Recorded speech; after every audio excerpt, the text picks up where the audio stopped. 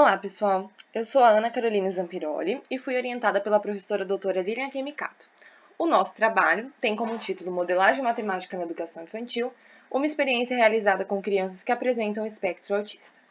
Bom, a educação infantil teve a sua obrigatoriedade estabelecida no ano de 2013 e os municípios tiveram até o ano de 2016 para incluir todas as crianças a partir dos 4 anos de idade em instituições públicas de ensino. Ou seja, a educação infantil é uma etapa obrigatória da educação básica para as crianças a partir dos 4 anos de idade e deve ter a inclusão de crianças com necessidades especiais neste nível de ensino. Nós desenvolvemos 3 atividades, das quais vamos apresentá-las a seguir, e participaram das nossas atividades 2 crianças com espectro autista, que tiveram acompanhamento de uma professora auxiliar. As atividades que nós desenvolvemos foram de modelagem matemática. Por quê?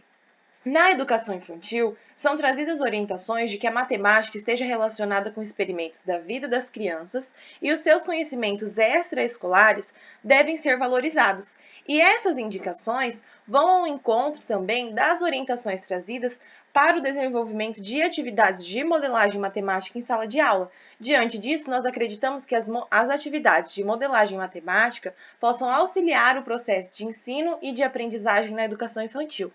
Para essa pesquisa, nós nos reportamos à concepção de Bibingut, 2019, sobre atividade de modelagem matemática, em que ela indica que o desenvolvimento de uma atividade de modelagem matemática perpassa por 3 etapas. A primeira delas é a percepção e apreensão, em que as crianças vão ter contato com um tema que inicialmente vai ser proposto por meio de uma contação de história, de vídeos, por coisas que façam parte da realidade das crianças. A segunda etapa, compreensão e explicitação. As crianças vão ter um questionamento e, diante disso, elas vão investigar esse questionamento por meio de conceitos matemáticos e extramatemáticos que podem surgir no decorrer da atividade. E a última etapa, significação e expressão, as crianças vão mostrar o seu modelo relacionando com aquele primeiro tema que foi proposto inicialmente na primeira etapa. É válido lembrar que essas etapas não são lineares, tá bom?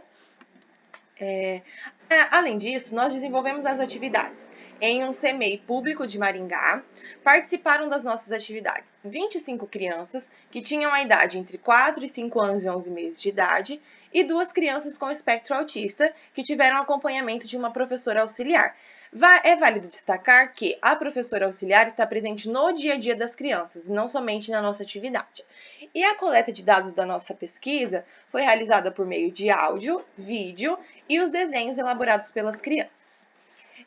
No quadro 1, nós apresentamos os conteúdos e objetivos desenvolvidos na atividade de acordo com o currículo da educação infantil proposto pelo município.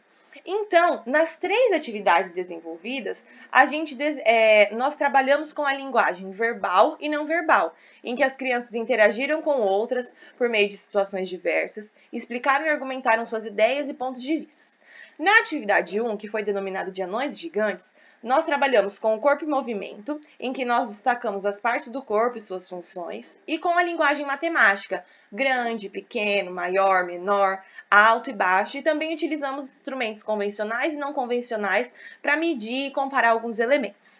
Na atividade 2, da alimentação saudável na escola, em relação à linguagem matemática, nós trabalhamos com a classificação, e a identidade e autonomia, nós trabalhamos com a alimentação saudável.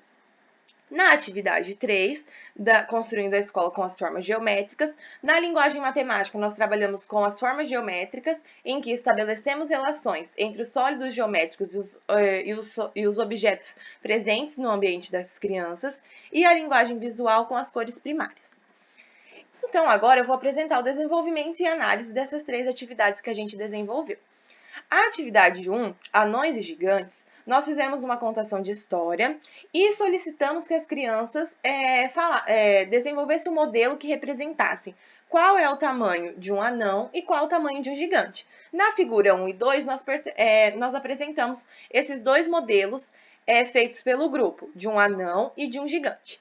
Já na figura 3, nós trouxemos a representação feita por um dos alunos que possui o espectro autista, em que ele fez uma régua e contou quantas borrachas cabiam em uma régua.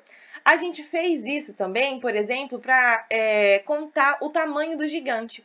quantos palmos dá esse gigante? Então, o aluno Eduardo fez essa representação matemática de que um objeto maior pode ser medido por um menor. Então, quantos menores cabe dentro desse maior? Já o aluno Vitor, ele fez a representação de um anão e um gigante. E aqui a gente percebe que existe uma relação de maior que. O gigante é maior do que o anão, que foi uma coisa que a gente também discutiu na atividade. Então, embora tenham representações distintas, ambas as representações trazem conceitos matemáticos que foram desenvolvidos na atividade com as crianças. Na atividade 2, alimentação saudável na escola, nós levamos um vídeo que tratava sobre alimentação saudável e solicitamos que as crianças fizessem uma pirâmide alimentar. Nós levamos recortes de alimentos, entregamos para elas e elas fizeram a classificação desses alimentos na pirâmide alimentar e posteriormente também classificaram os recortes dos alimentos de acordo com critérios postos pelo grupo. E aí, em relação aos desenhos que os alunos que possuem o espectro autista fizeram, o Eduardo fez uma fruta que representava, então, a alimentação saudável que a gente trabalhou, mas ele também fez um macarrão, porque é o alimento que ele mais gosta. Então, dentro dessa alimentação, ele destacou dois elementos: a fruta, por ser um alimento saudável, e o macarrão, por ser o que ele mais gosta. Então, são essas duas relações. Já o Vitor, ele fez a representação de um mercado, e inclusive ele escreveu pão, chocolate, porque no mercado a gente percebe que também existe uma classificação dos alimentos. Embora nós já estamos acostumados, né, com essa classificação, em tal lugar tem o pão. Então a gente percebe que ele também trouxe essa classificação no mercado, que é um conceito matemático que muitas vezes a gente não se atenta a isso. Por fim, na atividade 3, construindo a escola com as formas geométricas, nós fizemos uma contação de história envolvendo as formas geométricas, questionamos em quais lugares da sala que existiam formas geométricas e levamos uma foto da escola deles e entregamos formas geométricas para eles representarem a sua escola com aquelas formas. Então, na figura 8, nós temos a representação feita pelo grupo. E na figura 9, a gente tem o desenho representado pelo Eduardo, que ele fez bola. Por quê? A gente discutiu que uma bola poderia ser representada por um círculo, por exemplo. Então, é um conceito matemático que a gente trabalhou na atividade, que ele levou para alguma coisa que ele gosta do seu dia a dia, que é a bola. Já o Vitor, ele também fez um desenho, só que nesse caso ele representou a sua escola. E a gente percebe que em seu desenho existem diversas figuras geométricas das quais a gente trabalhou no decorrer da atividade. Então ele trouxe para o seu desenho conceitos matemáticos que a gente trabalhou nas atividades. Então, de maneira geral, em todas as atividades, os alunos participaram no grupo e fizeram seus desenhos que representaram conceitos, mas como eles compreenderam os conceitos que foram trabalhados no grupo. Então, nós buscamos investigar as possíveis contribuições da modelagem matemática para a aprendizagem de crianças com espectro autista na educação infantil, e a gente destaca que houve a participação das crianças individual e coletivamente, elas fizeram a elaboração dos modelos em grupo e dos desenhos individuais, e a gente percebe que as crianças conseguiram se comunicar à sua maneira. Participaram das discussões feitas pelos grupos e expressaram os conceitos compreendidos por elas individualmente, que foram distintos. A gente percebe que as representações feitas por um e outro foram distintos, só que estavam relacionados com os conceitos que a gente abordou nos grupos, o que indica que eles entenderam as situações e os conceitos propostos em cada atividade. Eu agradeço a atenção de todos. Aqui está o meu e-mail, se alguém tiver alguma dúvida, e as referências estão em cada slide que eu fui apresentando para vocês. Muito obrigada!